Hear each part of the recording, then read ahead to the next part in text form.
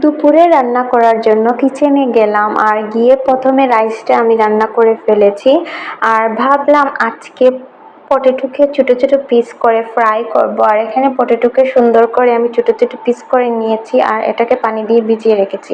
Hello everyone, আসসালামু আলাইকুম। তোমরা সবাই কেমন আছো? And welcome back to my another new video. আমি আলহামদুলিল্লাহ ভালো আছি। সো গাইস, এখানে আলুর পিসকে আমি হলুদ, মরিচ আর অল্প পরিমাণে সল্ট দিয়ে ভালো করে মাখিয়ে নিচ্ছি।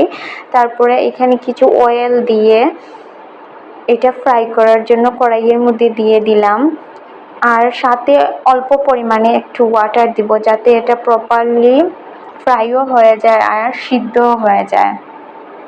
আলুটা যখন সিদ্ধ হয়ে গেছে, তারপরে আমি ডাল রান্না করলাম। এখানে ডালটা টমেটো আর আলু মিক্স করে রান্না করা হয়েছে। আমাদের বাসায় যখনই ডাল রান্না করা হয় না কেন, মাঝে মাঝে পেঁপে ইউজ করা হয় আর টমেটো ইউজ করা হয়, কোনো কোনো দিন আলু দেওয়া হয় আর সাতকরা দিয়েও ডাল রান্না করা হয়। ডাল নর্মালি খাওয়ার থেকে ডালের সাথে যখন কিছু মিক্স করে খাওয়া হয় তখন খেতে ভালো লাগে। আর এগুলো আগের দিন রাতে আমি আলুর ভর্তা আর গরুর মাংস রান্না করেছিলাম, ওইটা খাওয়ার পর ফ্রিজে রেখে দিয়েছিলাম, তাই ভাবলাম এখন গরম করে ফেলি।